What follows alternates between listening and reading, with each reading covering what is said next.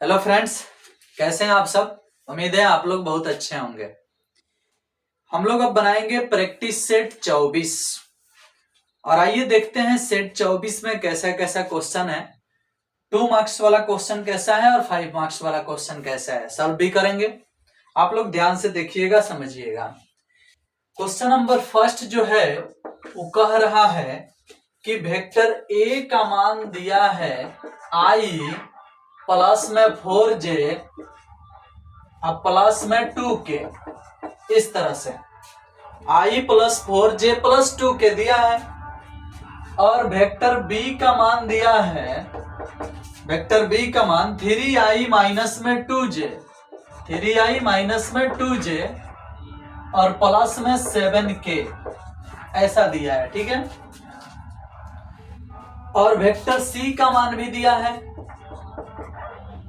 2i minus में j और plus में 4k, और साथ साथ vector c dot vector d बराबर दिया है 15। देख रहे हो। और कह रहा है कि वेक्टर d ज्ञात कीजिए जो वेक्टर a तथा वेक्टर b दोनों पर लंब है। ठीक है। वेक्टर d ज्ञात करना है जो वेक्टर a और वेक्टर b दोनों पर लंब है। देखिए ये वेक्टर का क्वेश्चन है और ये 2 मार्क्स में आ सकता है। कैसे बनेगा इसको समझने का प्रयास कीजिएगा।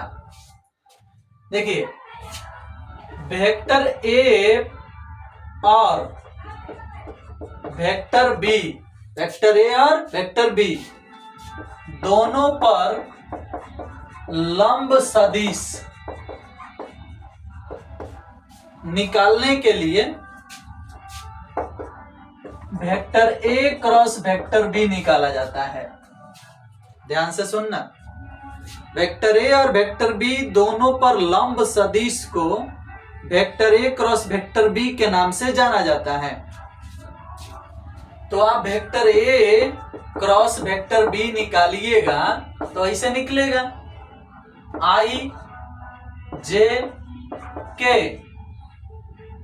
1 4 2 1 4 2 3 माइनस 2 7 3 माइनस 2 7 और इसे हल कीजिएगा तो a क्रॉस b का मान आएगा 7 चौक 28 और 2 दूनी 4 28 4 32 32 i जे वाला हटेगा तो 7 एकम 7 और 3 दूनी 6 7 में से 6 गया 1 और माइनस j आएगा।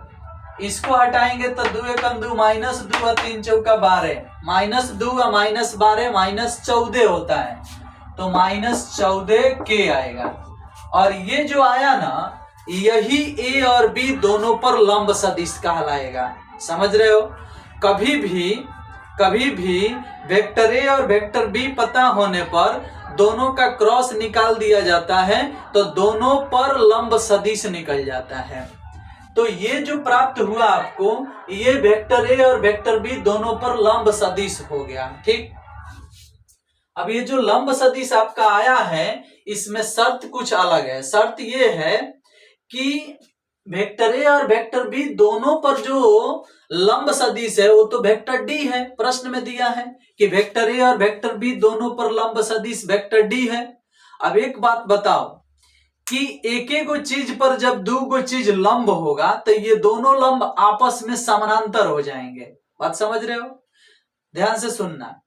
पहला कंडीशन सवाल में ये है कि वेक्टर a और वेक्टर b दोनों पर लंब सदिश वेक्टर d ऑलरेडी दिया है और सूत्र के अनुसार आप a क्रॉस b निकाले हो तो a क्रॉस b जो भी निकलता है वह a और b दोनों पर लंब निकलता है। समझ में आया।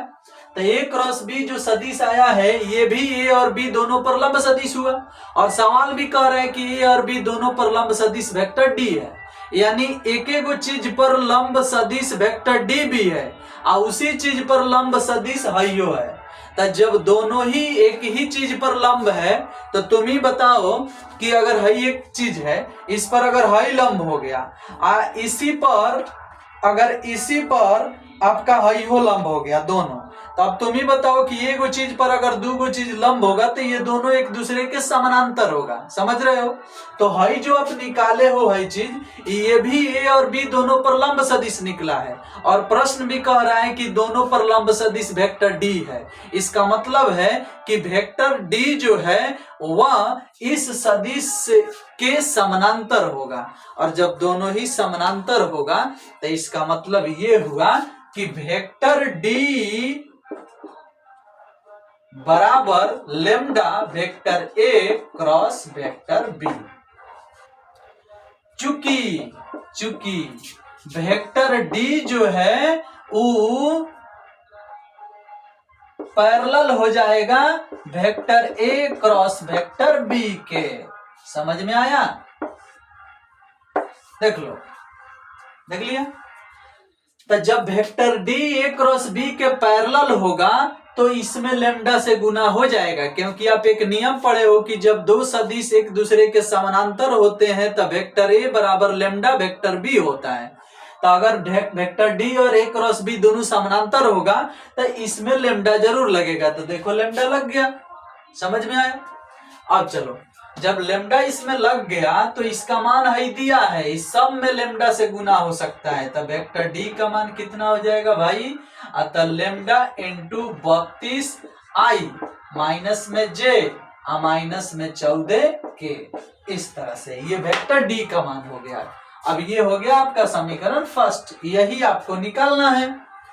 लेकिन ध्यान रखो, सी और डी का प्रोडक्ट कितना है? 15 है।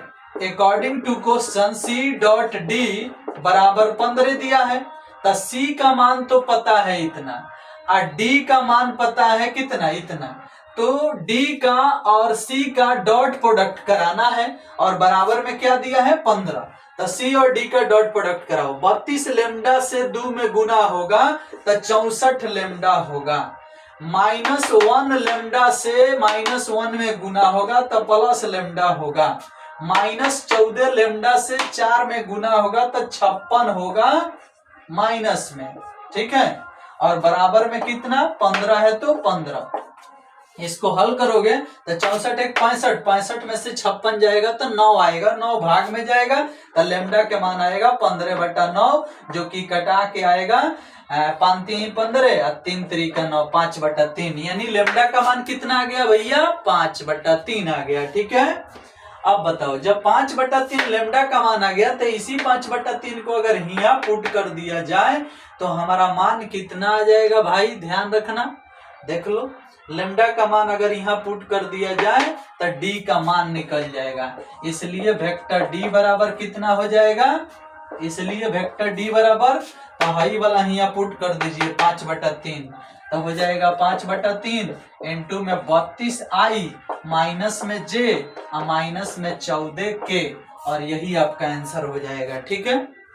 आराम से देख सकते हैं। चलिए, हो गया क्लियर। तो ये आपका आंसर हो गया। आप चाहो तो इसमें से माइनस कॉमन भी कर सकते हो या 5/3 से गुना भी कर सकते हो, आंसर आपका आ जाएगा। 5/3 से गुना होगा तो ठीक है। तो हमें उम्मीद है कि आप लोग इस चीज को सीख गए होंगे कि कैसे बना है, ठीक। चलिए जी, अब हम लोग बनाएंगे नेक्स्ट क्वेश्चन, क्वेश्चन नंबर 2। ये भी बेहतरीन क्वेश्चन है, आइए देखते हैं कैसे बनेगा। क्वेश्चन नंबर 2 कह रहा है कि सदिश विधि से सिद्ध कीजिए कि किसी त्रिभुज एबीसी में cos A बराबर b² plus c² minus a² बटा 2bc, यही प्रूफ करना है, ठीक है। और ये भी सिद्ध करना है, जानते हो किसमें? किसी त्रिभुज एबीसी में, और भी सदिश विधि से। ये कोसाइन फार्मूला है जो 11th में पढ़ना है, लेकिन यहाँ आपको सदिश विधि से इसे प्रूफ करना है, ये बात 12th में पढ़ना है। आओ देखते हैं कैसे प्रूफ होगा। आपको एक त्रिभुज बनाना पड़ेगा, ठीक है। आपको एक ऐसे त्रिभुज बनाना पड़ेगा। अब इसमें हिया ए ले लीजिए, हिया बी, हिया सी, ऐसे तीर बना दीजिए, इसमें ऐसे तीर बना दीजिए। इसमें एबीसी बन गया तो सी के सामने वाला छोटा सी होता है, और इस तरह से b के सामने वाला छोटा b होता है, a के सामने वाला छोटा a होता है। अब यहां त्रिभुज के सदिशों के योग नियम से, त्रिभुज के सदिशों के योग नियम से, योग नियम से ये बात आपको पता है कि AB plus BC, AB plus BC बराबर AC होता है। AB प्लस BC बराबर AC होता है, ये आपको पता है। तो AB को क्या बोल सकते हो, वेक्टर C, और BC को क्या बोल सकते हो, वेक्टर A, और AC को क्या बोल सकते हो, वेक्टर B, ऐसे बोल सकते हो। अब तनिक ध्यान देना सब लोग, गौर से सुनना। A को अगर उधर भेज दोगे, C को उधर भेज दोगे तो वेक्टर A इधर बच जाएगा और उधर जाके हो जाएगा vector B minus vector C। A इधर आ गया, C उधर चला गया, जाके घट गया उधर। अब दोनों तरफ इसका वर्ग कर दो, दोनों तरफ वर्ग करने पर, तो दोनों तरफ वर्ग करोगे तो ऐसे हो जाएगा, ऐसे हो जाएगा, ऐसे। तो इसका स्क्वायर होगा तो ए स्क्वायर होगा, कोई दिक्कत नहीं। इसका स्क्वायर होगा तो मोड बी के स्क्वायर अलग, मोड सी के स्क्वायर अलग, माइनस 2 मोड बी मोड सी, देख रहे हो, ऐसे ऐसे हो जाएगा। अब तुम जानते हो कि मोड से एरो हट जाएगा तो ये स्क्वायर हो जाएगा, बी स्क्वायर हो जाएगा, सी स्क्वायर हो जाएगा। अब बच गया है माइनस में 2bc, माइनस में 2bc। बट थोड़ा सा आपको ध्यान देना पड़ेगा, हाई जो आया है bc, देख रहे हो, ऐसे भी इसको लिख सकते हो bc, देख रहे हो। हाई जो आपका bc आया है, BC के लिए आप डॉट प्रोडक्ट वाला सूत्र लगा सकते हो। डॉट प्रोडक्ट का सूत्र ये ना था, A डॉट B बराबर होता है mode A mode B cos theta, यही ना सूत्र होता है। तो इस BC के लिए यही सूत्र लगा सकते हो। यहाँ A और B के बीच का कोण थीटा यूज किया गया है, यहाँ B और C के बीच का कोण यूज किया जाएगा।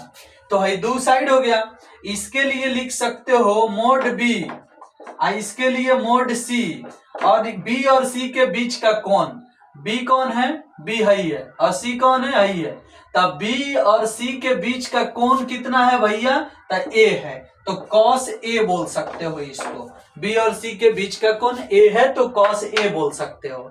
अब तुम बताओ कि मोड से तीर हट जाएगा, मोड से तीर हट जाएगा तो 2bc हो जाएगा ही, और 2bc को बराबर के इधर बुला दोगे तो प्लस में हो जाएगा 2bc cos A, अब बराबर में बच गया b स्क्वायर प्लस सी स्क्वायर, हाई ए स्क्वायर उधर जाएगा तो माइनस में हो जाएगा, हाई वाला इधर आएगा तो प्लस में हो जाएगा।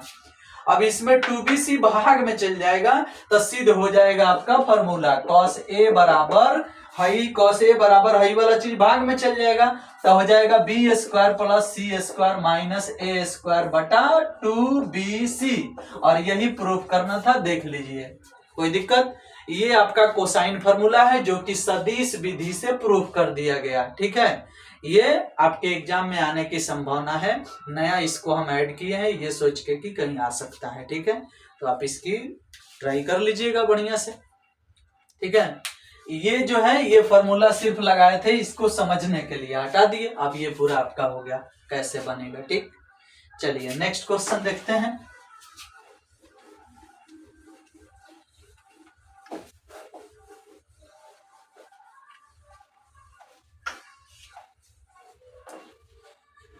चलिए जी, क्वेश्चन नंबर 3 भी कुछ बेहतरीन है, इसी टाइप का क्वेश्चन है, आइए देखते हैं। कह रहा है कि बिंदु 1, 2, 3 का समतल x plus 2y plus 4z बराबर 38 के सापेक्ष प्रतिबिंब ज्ञात करें। देखो भाई, ये हम एक समतल बना रहे हैं, देखिए ये एक समतल है, सबको दिख रहा है। इस समतल में थोड़ा सा और इसको ऐसे बनाया जा सकता है ताकि सबको दिख जाए।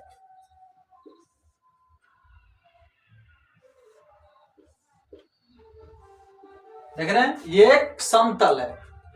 इस समतल पर मान लो यहाँ एक बिंदु है, जिस बिंदु का निर्देशांक है 1 2 3, 1 2 3। इस बिंदु का प्रतिबिंब इस पर बन रहा है ठीक बीच में, और नीचे से निकल जा रहा है ऐसे। अब मान लो कि इतना दूर डिस्टेंस है, मान लो ये हमारा दर्पण है। मान लो इस दर्पण में अगर कोई चीज यहाँ से दिखाया जाए तो यहाँ से जितना डिस्टेंस दर्पण का है उतना ही इसके नीचे इसका प्रतिबिंब दर्पण में दिखेगा जहां वो अंदर है। समझ में आया? तो उसी तरह से ये भी है। अगर हमारा ये प्लेन है और इस प्लेन का इक्वेशन दिया है x + 2y + 4z, x + 2y + 4z = 38। देख रहे हो, इस प्लेन का इक्वेशन दिया है। इस प्लेन को यदि दर्पण माना जाए तो इस दर्पण में इस बिंदु का प्रतिबिंब बना होगा, तो ये जितना ऊपर है दर्पण से उतना ही नीचे बना होगा। मान लेते हैं कि यहां पर बना होगा Q, और मान लेते हैं कि हमारा बिंदु है P, तो P का प्रतिबिंब Q बना है, जिसे हम मान लेते हैं कि x1 y1 z1 है। तो यही प्रतिबिंब हमें ज्ञात करना है। समझ में आया? x1 y1 z1 का मान हमें ज्ञात करना है। अब सोचो जरा कि जो आपका समतल दिख रहा है, इस समतल में जो लाइन है, लाइन अगर इस बिंदु को O मान के, अगर इस बिंदु को R मान के इसका निर्देशांक अल्फा बीटा गामा मान लिया जाए, तो तुम ही बताओ कि PR का दिक् अनुपात क्या होगा। तो PR का दिक् अनुपात बताने के लिए इसमें से इसको घटाएंगे, क्योंकि आप जानते हैं कि किसी भी लाइन का दिक् अनुपात बताना होगा तो अगले पॉइंट में से पिछले पॉइंट को घटाया जाता है। चलो सोचते हैं जरा, बोलते हैं यार, क्वेश्चन नंबर 3 है आपके इस सेट का। बोलते हैं कि माना बिंदु 1 2 3 का प्रतिबिंब Q x1 y1 z1 है, ऐसा हम मान लेते हैं अपने से। माना तथा ये भी मान लेते हैं कि P R का समतल पर लंब पाद अल्फा बीटा गामा है। ये दो को चीज हम खुद से मान लेते हैं कि जो PR है उसका जड़ यानी लंब पाद कितना है, अल्फा बीटा गामा है, और इसका प्रतिबिंब Q है जो x1 y1 z1 है। तो हमें यही ज्ञात करना है। ध्यान देना, PR का दिक् अनुपात।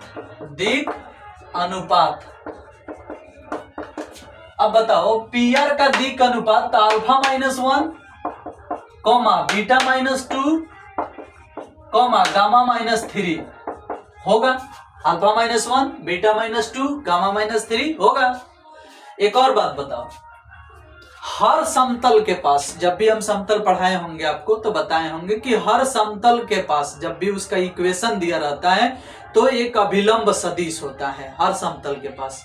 तो जो समतल का समीकरण दिया गया है, इस समतल के समीकरण में x y z के गुणांक को समतल के अभिलंब का दिक् अनुपात कहा जाता है। ठीक है, तो अगर इस समतल का कोई अभिलंब होगा जो कहीं ना कहीं इसी पर लंब होगा, कहीं ना कहीं इसी पर लंब होगा। समझ रहे हो?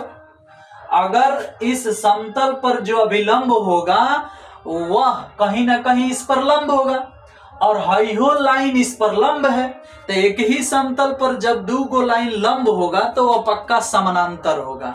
अब बताओ, हाई या हाई समानांतर हो गया। तो इस समतल के समीकरण से इस अभिलंब का दिक् अनुपात मिलेगा 1:2:4, यानी समतल के अभिलंब के दिक् अनुपात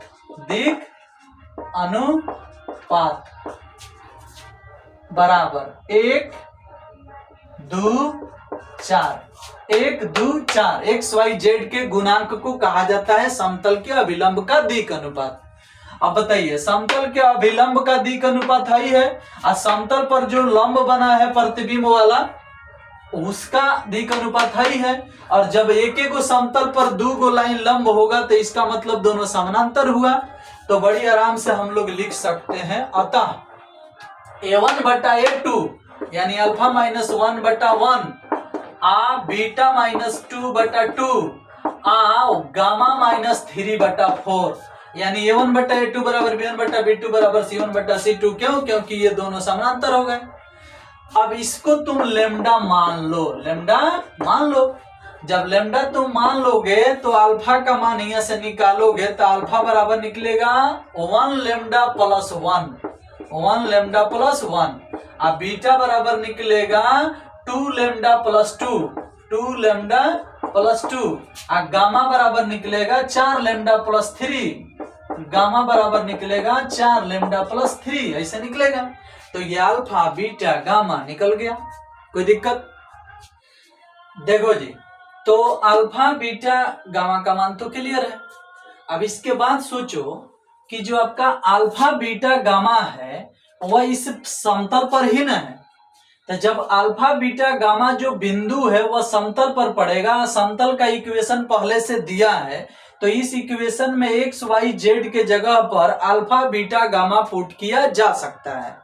तो देखो लिखेंगे कि चूंकि अल्फा बीटा गामा समतल पर ही है,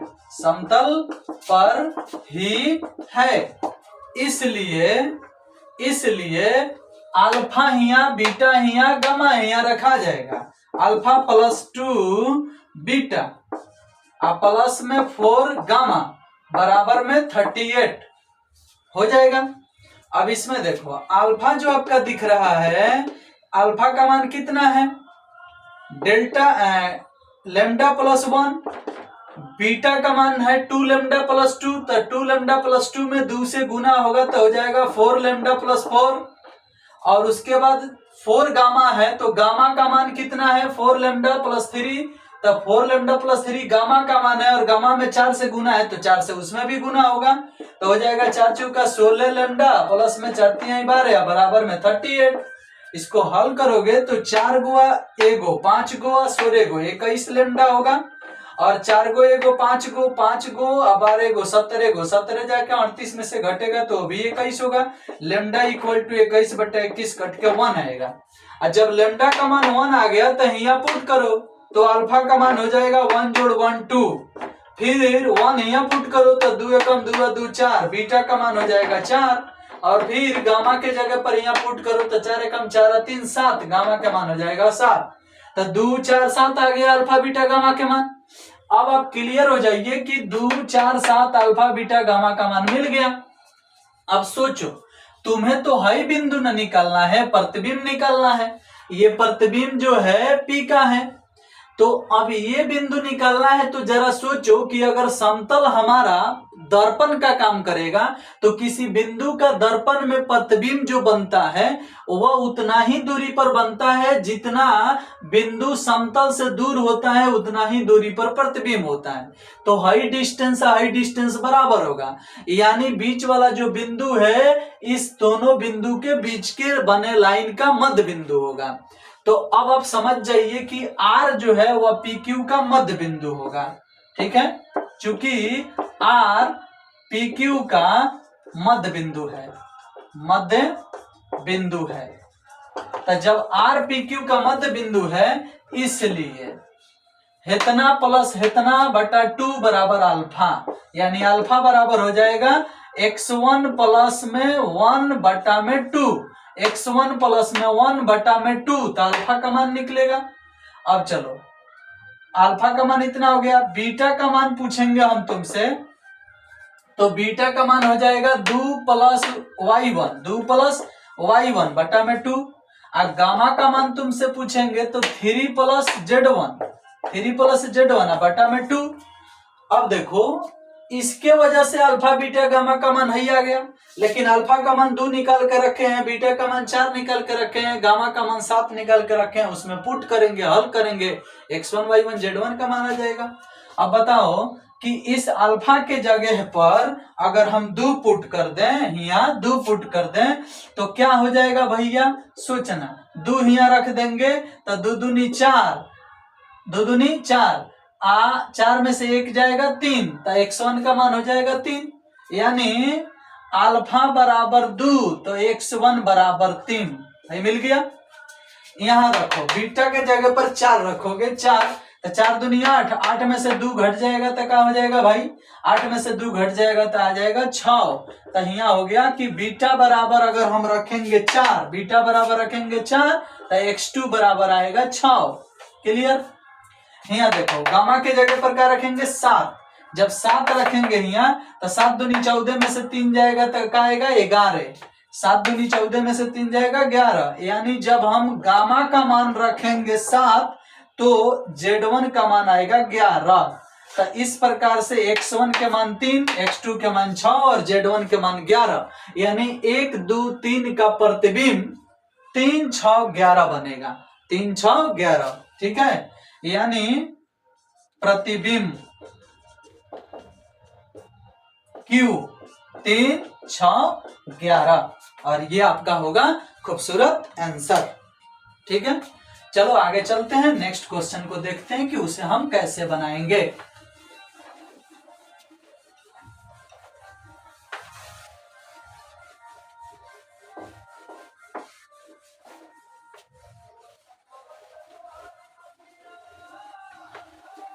चलिए, इसके बाद सारा क्वेश्चन इजी इजी है, यही शुरू का 3 क्वेश्चन टफ था, इसके बाद का सब क्वेश्चन आसान है। देखो क्वेश्चन नंबर 4 कह रहा है कि y equal to tan inverse 2√x बटा 1 + 15x, इसका DC ज्ञात करो।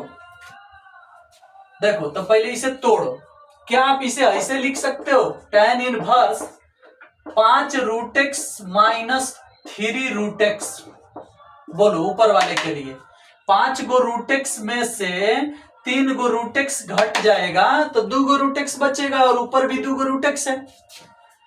1 प्लस इसको गुना कर दो, 5√x गुने 3√x, और देखो पंक्तियां ही 15 है, और √x गुना होगा तो खाली आएगा कौन चीज, x। देखो तो √x गुना होगा तो x, पंक्तियां ही 15 आ जाएगा, और ऊपर वाला घट के ऊपर वाला आ जाएगा। अब भाई देख के तुम्हें पता चल गया कि tan inverse x minus y बटा 1 प्लस एक्स वाई का रूल लग रहा है। तो tan inverse x minus y बटा 1 प्लस एक्स वाई फॉर्मूला होता है tan inverse x minus tan inverse y का। तो y इक्वल टू इसको लिख सकते हो tan inverse 5√x minus tan inverse 3√x, ऐसे लिख सकते हो। अब इसका डीसी कर देना है, ठीक है, तो डीसी कर देना है तो करो DC, differentiate with respect to x, तो dy बटा dx। अब बोलो 5√x का डीसी 5 बटा 2√x होगा, और tan इनवर्स का डीसी 1 बटा 1 प्लस एक्स स्क्वायर, इसका स्क्वायर करोगे तो 5x होगा। क्लियर। 3√x का डीसी 3 बटा 2√x होगा, और tan इनवर्स का डीसी 1 बटा 1 प्लस एक्स स्क्वायर, इसका स्क्वायर करोगे तो आएगा 9x। ठीक है, इसका हो जाएगा यहाँ 25x हो जाएगा।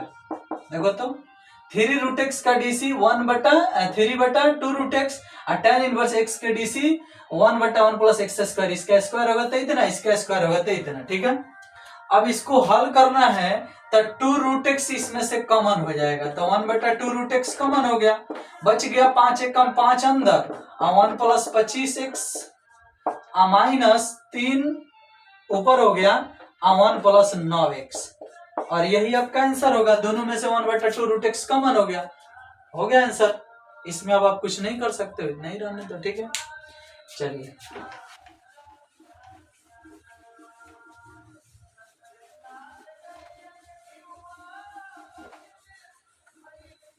चलिए 4 के बाद हम क्वेश्चन नंबर 5 देखेंगे। कह रहा है कि x के पावर 2/3 प्लस y के पावर 2/3 बराबर a के पावर 2/3। x के पावर 2/3 प्लस y के पावर 2/3 बराबर a के पावर 2/3 डीसी करो।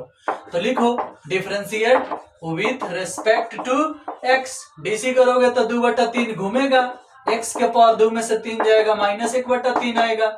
यहाँ घूमेगा 2/3 x के y के पावर आएगा -1/3। y का डीसी है तो dy/dx भी गुना में आएगा। आई अचर राशि है, इसका डीसी 0 होगा। हाई बराबर के उधर भेज दोगे तो 2/3 y के पावर -1/3 dy/dx होगा। आइए उधर जाएगा तो -2/3 x के पावर -1/3 आएगा। अब हाई या हाई कट जाएगा, हाई भाग में चल जाएगा तो dy/dx के मान का हो जाएगा x के पावर -1/3 बटा में y के पावर -1/3 ऐसे हो जाएगा। अब ये dy/dx जो है ऐसे बन जाएगा, करनी है नीचे वाला ऊपर भेज दो, ऊपर वाला नीचे भेज दो तो पावर पॉजिटिव हो जाएगा। ऐसे y के पावर 1/3 है, x के पावर 1/3। इसे अब ऐसे लिख सकते हो, दोनों में 1/3 है तो यहाँ करनी में 3 दे दो, y/x यहाँ बना दो, y/x इसको ऐसे कर दो। देखो तो 1/3 1/3 दोनों के पावर है तो y/x के होल पावर 1/3 हो जाएगा, वही 3 करनी में आ जाएगा। इस तरह से आपका आंसर हो जाएगा, ठीक है। और इसमें कुछ खास, ये माइनस छूट गया है, माइनस बाहर रहेगा, माइनस बाहर रहेगा, माइनस बाहर रहेगा, ठीक है। तो इसमें कोई दिक्कत नहीं है, माइनस को बाहर लगा सकते हो, ठीक, ऐसे भी हो जाएगा। बाकी कोई समस्या इसमें नहीं है। चलो आगे चलते हैं।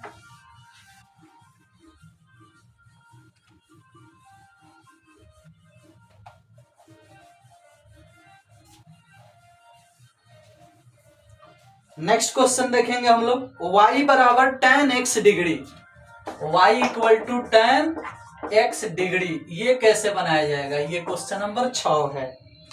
देखो x डिग्री जो है, डिग्री का डिफरेंशिएशन नहीं होगा, उसे रेडियन में ट्रांसफर करो तो x डिग्री का रेडियन में मान होता है पाई x डिग्री बटा 180, क्योंकि 1 डिग्री का मान होता है पाई बटा 180 रेडियन, तो x डिग्री का मान होगा पाई x बटा 180 रेडियन। तो ये सीधे सीधे पहले ऐसे हो जाएगा, tan पाई x बटा 180 रेडियन में हो गया। अब इसका डीसी करो, differentiate with respect to x लिख देंगे। अब dy/dx इधर हो जाएगा, इधर d के साथ में लिखोगे tan पाई x बटा 180, अब बटा में tan हट जाएगा तो d पाई x बटा 180, गुना में d पाई x बटा 180 बटा में dx। हल करोगे तो tan का डीसी से के स्क्वायर पाई x बटा 180 ऐसे, और पाई x बटा 180 का डीसी खाली पाई बटा 180। अब देखो पाई x बटा 180 x डिग्री के लिए ही ना लिखा गया है, तो इसको फिर x डिग्री बना दो, तो पाई बटा 180 इंटू में सेक स्क्वायर x डिग्री, क्योंकि जब x डिग्री को हाई लिख सकते हो तो इसको फिर हाई लिख सकते हो, इसलिए हम इसको फिर x डिग्री बना दिए, हो गया आंसर।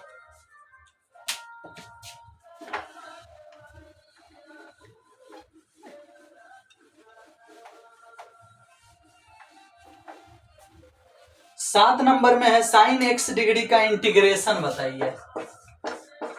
साइन x डिग्री का इंटीग्रेशन बताओ भैया। अभी अभी बताए हैं कि डिग्री का डिफरेंशिएशन इंटीग्रेशन नहीं होता है, उसको रेडियन में बदलो, तो तुरंत इसको बदलोगे तो ऐसे बन जाएगा साइन पाई x बटा 180, ठीक है। अब बताओ साइन का होता है माइनस कॉस ऐसे, इसको लिख सकते हो पाई x बटा 180 ऐसे उतार दो, और x का गुणांक भाग में आता है तो भाग में आने पर पलट के ऐसे हो जाएगा 180 बटा पाई, इस तरह से हो जाएगा, क्योंकि तुम्हें पता है कि साइन का माइनस कॉस इंटीग्रेशन होता है, और जैसा है ये वैसा उतरेगा। x का गुणांक भाग में आता है तो भाग में आने पर ही पलट जाएगा, प्लस में सी लगता है, और माइनस 180 बटा पाई इधर हो गया, कॉस का कॉस हो गया, पाई x बटा 180 को फिर x डिग्री बोल दो, प्लस में सी, आपका आंसर हो गया, कोई दिक्कत नहीं। चलिए इसके बाद क्वेश्चन नंबर 8 देखते हैं।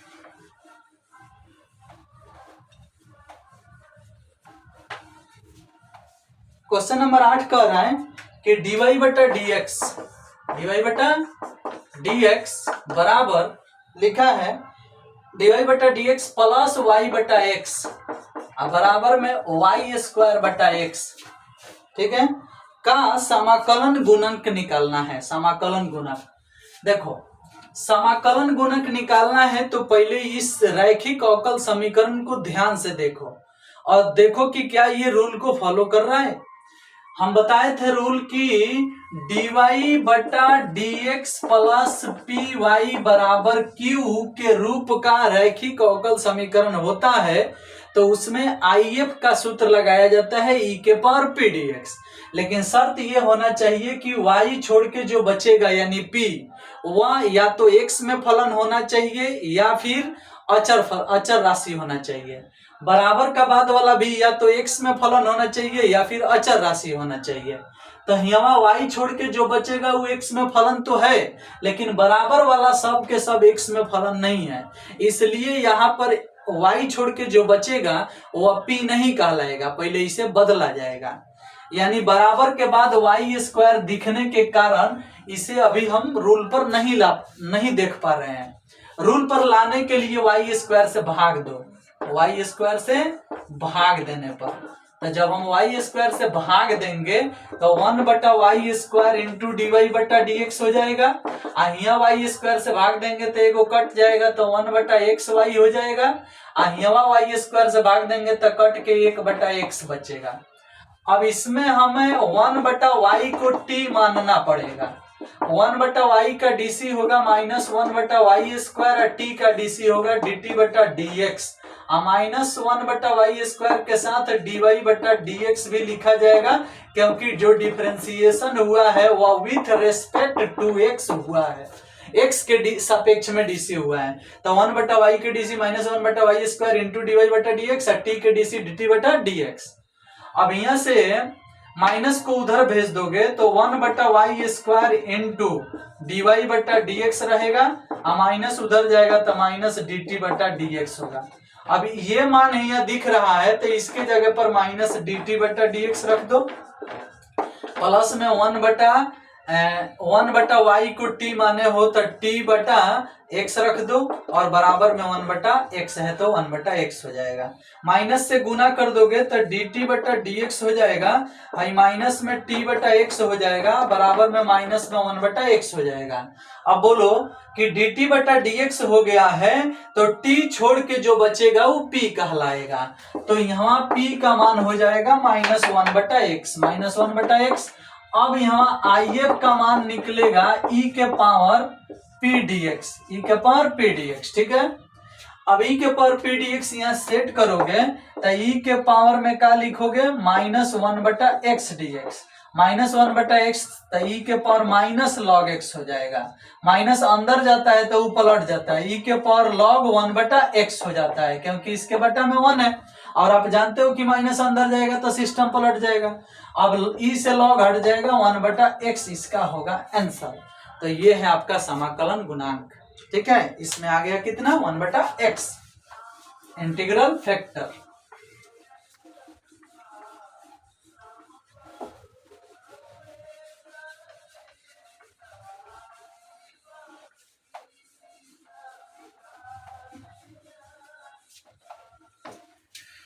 चलिए अब बच गया है 2 5 नंबरिया क्वेश्चन, आइए देख लेते हैं कैसे बनेगा, किस तरह से बनेगा, ठीक है। चलो देखो तो 5 नंबरिया क्वेश्चन का पहला क्वेश्चन है 1 plus a 1 1 1 1 plus b 1 1 1 1 plus c और बराबर में है a b c प्लस में a b प्लस में b c प्लस में c है, देख रहे हो। अब ये सिद्ध करना है, तुम्हें देखो कि इसका LHS जो है वह क्या है भाई, LHS उतारोगे तो आएगा 1 plus a 1 1 1 1 plus b 1 1 1 1 plus c ऐसे आएगा। अब इसमें करना क्या है तुम्हें कि ABC से गुना भाग करना है, मतलब कैसे ध्यान देना थोड़ा सा, बाहर रखना है आपको ABC, पहिलका लाइन में a से भाग देना है, दूसरका लाइन में b से भाग देना है और तीसरका लाइन में सी से भाग देना है। ठीक है, यानी आपको R1 में चेंजिंग है 1/a/R1, R2 में चेंजिंग है 1/b/R2, R3 में चेंजिंग है 1/c/R3। देख रहे हो करने पर। तो हमें a से भाग दोगे तो आएगा 1/a + 1, हमें a से भाग दोगे तो 1/a, हमें a से भाग दोगे तो 1/a, इसमें b से भाग दोगे तो 1/b, इसमें b से भाग दोगे तो 1/b + 1, इसमें b से भाग दोगे तो 1/b, इसमें c से भाग दोगे तो 1/c, इसमें c से भाग दोगे तो 1/c, इसमें c से भाग दोगे तो 1/c + 1। यानी R1 में a से भाग, R2 में b से भाग, R3 में c से भाग और बाहर ABC से गुना। क्लियर? चलो, क्योंकि हम भाग दे रहे हैं तो जबरदस्ती न दे रहे हैं, तो जबरदस्ती बाहर गुना भी रहना चाहिए तबे ना कटेगा। चलिए, अब ABC बाहर रह जाएगा। इसमें तीनों को जोड़िए, मतलब R1 में चेंजिंग R1 + R2 + R3, तीनों को एक जगह जोड़िए और R1 में लिखिए। तो हाई हाई हाई जोड़ाएगा तो 1 + 1/a + 1/b + 1/c, high high high जोड़ाएगा तो 1 + 1/a + 1/b + 1/c, high high high जोड़ाएगा तो 1 + 1/a + 1/b + 1/c। बाकी दो लाइन बच जाएगा, 1/b बच जाएगा, 1/b + 1 बच जाएगा और 1/b बच जाएगा, 1/c बच जाएगा, 1/c बच जाएगा, 1/c + 1 बच जाएगा। अब ऊपरला लाइन से वो कॉमन कर लो तो बच जाएगा कितना, ABC इंटू में 1 + 1/a + 1/b + 1/c कॉमन हो गया, ऊपर से बच गया कौन जी 1 1 1, बच गया 1/b 1/b + 1 1/b 1/c 1/c 1/c + 1 बच गया। अब उसको हल करना है। अब इसको हल करना है तो कैसे हल करोगे भैया? अतः एक एक आ गया है एक लाइन में, तो इसमें C1 - C2 है, C2 - C3 होगा, तो उधर लिखने का जगह नहीं है, बीच वाला लाइन मिटा देते हैं, आई वाला।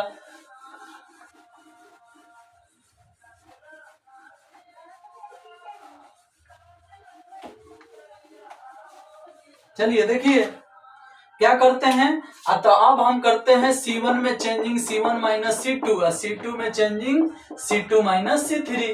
अब बोलो बाहर जो है उसको बाहर उतार लो, ABC इंटू में 1 + 1/a + 1/b + 1/c, और उसके बाद एक में से एक घटेगा 0, 1/b में से ही घटेगा तो -1, हमें से ही घटेगा तो 0, हमें से ही घटेगा तो 0, हमें से ही घटेगा तो 1, हमें से ही घटेगा तो -1, बाकी वाला लाइन उतार दो 1 1/b और उसके बाद 1/c + 1। अब एक लाइन में 2 को 0 आ गया तो लिखो ऑन एक्सपेंडिंग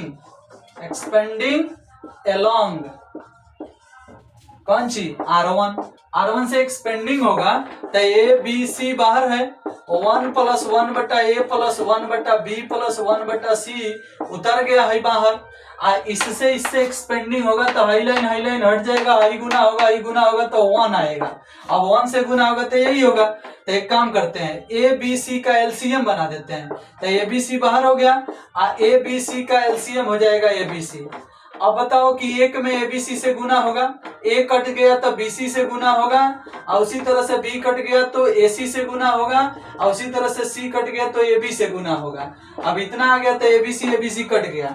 अब देखो जो लाना था वो सिद्ध हो गया। देखो तो ABC या प्लस में AB प्लस में BC प्लस में AC, देखो यही ना सिद्ध करना था, बराबर RHS। देख लिया। तो ये आपके एग्जाम में 5 नंबर में आ सकता है। अच्छा क्वेश्चन है, देख लो कैसे मैंने बना दिया। एनसीईआरटी के उदाहरण का 16 नंबर क्वेश्चन है।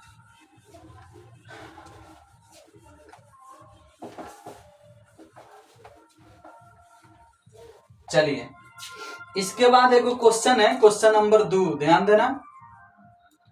क्वेश्चन नंबर 2 है, एक सिक्के के 4 उछालों पर प्राप्त शीर्षों की संख्या का माध्य प्रसरण और विचलन मानक विचलन ज्ञात करें।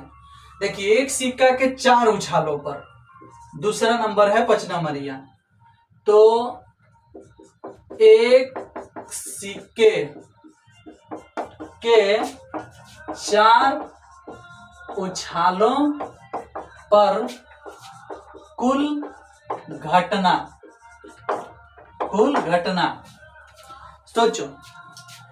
एस बराबर, देखिए 4 बार उछाला गया है तो हो सकता है कि चारों बार एच आए ऐसे, या चारों बार टी आए, या 3 बार एच आए 1 बार टी आए, या 2 बार एच आए 2 बार टी आए, या 1 बार एच आए या 3 बार टी आए, या 3 बार टी आए और 1 बार एच आए, या 2 बार टी आए या 2 बार एच आए, या ऐसे भी हो सकता है कि इसको यहां से हटा के यहाँ लिखते हैं 2 बार टी आए या 2 बार एच आए, या ऐसे भी हो सकता है कि 1 बार टी आए या 3 बार एच आए, ऐसे भी हो सकता है, या ऐसे भी हो सकता है कि पहले एच आए फिर टी आए फिर एच आए फिर टी आए, या ऐसे भी हो सकता है कि पहले टी आए फिर एच आए फिर टी आए फिर एच आए, या ऐसे भी हो सकता है कि पहले एच आए फिर बीच में 2 टी आए बाद में एच आए,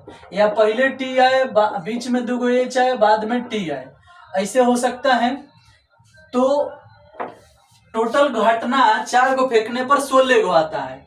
तो 16 को हो गया क्या, 1 2 3 4 5 6 7 8 9 10 11 12 को हुआ, और 4 को लिखना है, और 4 को लिखना है तो ऐसे भी लिख सकते हैं TH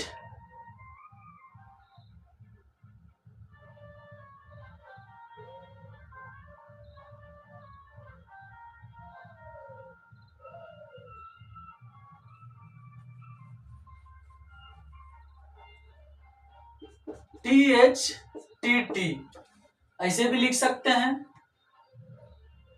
उसके बाद लिख सकते हैं HTHH, फिर ऐसे भी लिख सकते हैं THTT या HTHH,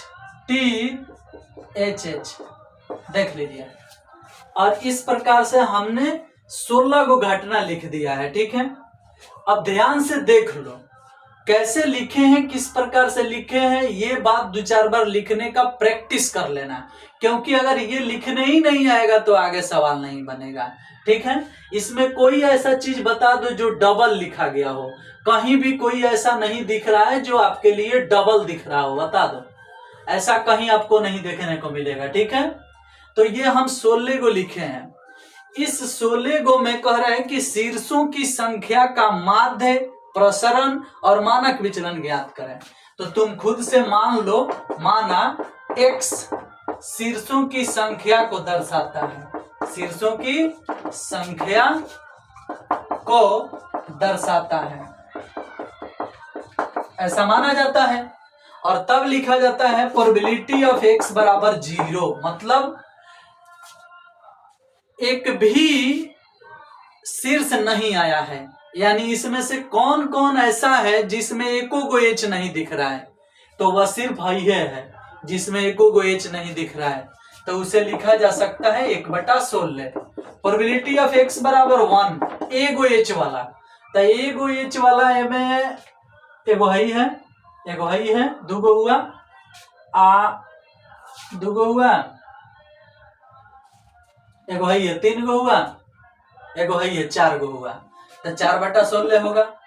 अब प्रोबेबिलिटी ऑफ x बराबर 2, 2 गो एच वाला, तो 2 गो एच वाला है, एगो हुआ, और उसके बाद है 2 गो हुआ, उसके बाद है 3 गो हुआ, है 4 गो हुआ, है 5 गो हुआ, है 6 गो हुआ, है 7 गो हुआ, और उसके बाद हो गया 7 गो, तो 7/16।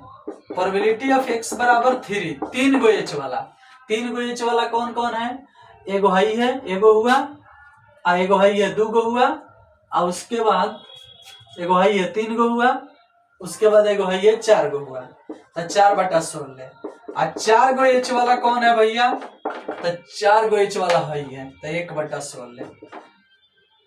एगो 4 गो 5 गो, 5 गो 7 गो 12 गो, 12 गो 4 गो 16 गो, 16 गो एगो 17 गो कैसे हो गया, कहीं ना कहीं एगो एक्स्ट्रा काउंटिंग हो गया है। फिर से देख लो, 0 वाला तो एगो होता है, एगो एच वाला गिनो तो एगो एच वाला गिनेंगे तो एगो हंदे है, दूगो एगो हंदे है, 3 गो एगो हंदे है, 4 गो तो 4 गो 16 हो गया। एगो एच वाला, दूगो एच वाला गिनो, दूगो एच वाला, एगो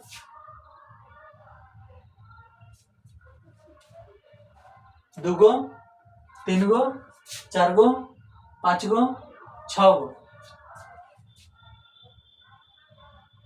6 गो है तो 7 गो गलती से लिखा गया है, तो 6/16। अब ये हो गया क्लियर। जोड़ोगे ऊपर वाला सबको जोड़ोगे तो 1 आएगा।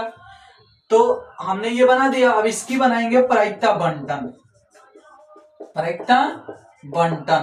तो प्रायिकता बंटन के लिए ऐसे बनाया जाता है बॉक्स में एगो में लिखा रहता है XI, एगो में रहता है PI। अब बताओ 0 1 2 3 4, 0 1 2 3 4। 0 पर है 1/16, 1 पर है 4/16, 2 पर है 6/16, 3 पर है 4/16, 4 पर है 1/16। ये प्रायिकता बंटन है। अब आपको निकालना है माध्य म्यू बराबर। तब म्यू का सूत्र क्या कहता है जानते हो? कहता है सिग्मा XI PI। अब इसको हल करना है। XI PY सामने सामने गुना करके जोड़ो तो हाई 0 हो जाएगा, हाई 4/16 हो जाएगा, 4/16। हाई जोड़ोगे तो 6 दूनी 12/16। और उसके बाद आगे चलोगे तो 4 3 12/16। और उसके आगे है 1/16। देख रहे हो? 4 एकम 4/16। देख रहे हो? इससे इसमें गुना होगा तो 4 एकम 4/16, इससे इसमें 6 दूनी 12/16, 4 3 12/16 गुना हो गया। ठीक है, तो गुना हो गया। तब इसको जोड़ो तो क्या होगा? 12 12 24 और 4 4 8, तो 24 8 32, 32/16 कट के कितना आएगा? 2। अब बताओ, आपका माध्य निकल के आया है 2। अब माध्य यानी म्यू 2 आ गया। तब हमें निकालना है प्रसरण। तब प्रसरण का कहता है भैया, तब प्रसरण जो है उसका सूत्र ये कहता है, प्रसरण का सूत्र वेरियस ऑफ एक्स जिसको बोला जाता है, वो कहता है कि आपको क्या करना है कि XI में से म्यू को घटाना है और उसका होल स्क्वायर करके PI को गुना करना है। देख रहे हैं? उल्टा हो गया। यहाँ है PI में से घटाना है म्यू को और गुना करना है XI को। ठीक है, ध्यान से देखना। करे कि PI में से म्यू घटाना है, स्क्वायर करना है और उसमें गुना करना है कितना से? XI से। और उसमें भी लगेगा कौन सी? सिग्मा। कौन सी लगेगा भैया? सिग्मा। अब तुम ही बताओ, 2 को 0 में से घटाओ तो 0 में से 2 जाएगा -2, स्क्वायर होगा तो कितना आएगा? 4 आएगा। और उसमें गुना कराओ XI से यानी 1/16 से। ठीक है, प्लस दे दो। अब कौन सी बच गया है भैया? तब PI में से म्यू घटाना है तो एगो में से घट गया। अब में से घटाओ, 1 में से है म्यू घटाओ। म्यू के मान कितना आया है? 2। तो 1 में से 2 घटाओगे तो आएगा -1। -1 के स्क्वायर होगा 1 और उसमें गुना कराओ 4/16 से, 4/16 से। अब बताओ, आगे चलो। 2 में से घटा दो 2 में से 2 जाएगा 0, 0 के स्क्वायर 0, 0 में कुछ से गुना 0। अब बोलो, 3 में से घटा दो 2, तो 3 में से 2 घटाओगे तो आएगा कौन सी? 1 के स्क्वायर 1 और 1 में 4/16 से गुना होगा तो आएगा 4/16। अब प्लस 2 को 4 में से घटाओ, 4 में से 2 घटेगा 2 के स्क्वायर 4, 4 में 1/16 से गुना होगा तो 4/16। अब जोड़ो इसको तो 4/16, 4/16, 4/16, 4/16 जोड़ोगे तो 16/16 कट के आएगा 1। तब प्रसरण आ गया 1। इस सूत्र से क्या कह रहा है सूत्र भैया? Sigma P I minus mu के होल स्क्वायर इंटू एक्स आई। म्यू मतलब क्या, माध्य। माध्य जितना आया है उतना इसमें से घटा के स्क्वायर करके आई गुना करो, इसमें से माध्य घटा के स्क्वायर करके इसको गुना करो, इसमें से माध्य घटा के स्क्वायर करके इसमें गुना करो, इसमें से माध्य घटा के स्क्वायर करके इसको गुना करो, इसमें से माध्य घटा के स्क्वायर करके इसको गुना करो और सबको जोड़ो।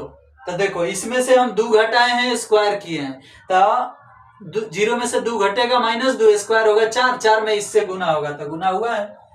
1 में से 2 घटेगा माइनस 1, माइनस 1 के स्क्वायर 1 होगा, 1 में 4/16 से गुना होगा, अंदर लिखे हैं। 2 में से 2 घटेगा 0, क्योंकि माध्य 2 है ना आया है। 2 में से 2 घटेगा 0, 0 के स्क्वायर 0, 0 में इससे गुना 0, तो 0 वाला नहीं लिखे हैं। 3 में से 2 गया 1, 1 के स्क्वायर 1, 1 में इतना से गुना होगा, लिखे हैं। 1 में इतना से गुना होगा तो 4/16 आएगा। 4 में से 2 गया 2, 2 के स्क्वायर 2, 2 के स्क्वायर 2। अब 2 में क्या करना है, इससे गुना करेंगे, आ जाएगा आंसर, कोई दिक्कत। अब इसको हल कर दिए, इतना आ गया। अब देखो ये आगे पीछे भी होगा तो कोई दिक्कत नहीं है, बाय द वे स्क्वायर है तो घट के या जुट के स्क्वायर होके पॉजिटिव हो ही जाएगा, तो कभी कभी म्यू माइनस पी आई भी हो सकता है। चलो अब ये प्रसरण हो गया। अब आपको चाहिए मानक विचलन। मानक विचलन, तो मानक विचलन का सूत्र होता है रूट अंडर प्रसरण। प्रसरण, अब रूट अंडर 1 करोगे तो 1 का मान भी 1 आएगा, रूट अंडर 1 के मान 1 आएगा। तो इस प्रकार से आपका निकल गया कौन सी भैया, मानक विचलन, प्रसरण, माध्य सब। ठीक है, तो ये सेट भी खत्म हुआ। आप लोग सारा क्वेश्चन को बढ़िया से तैयारी कर लीजिए। ठीक है, नेक्स्ट सेट का इंतजार करो। Thank you, bye bye.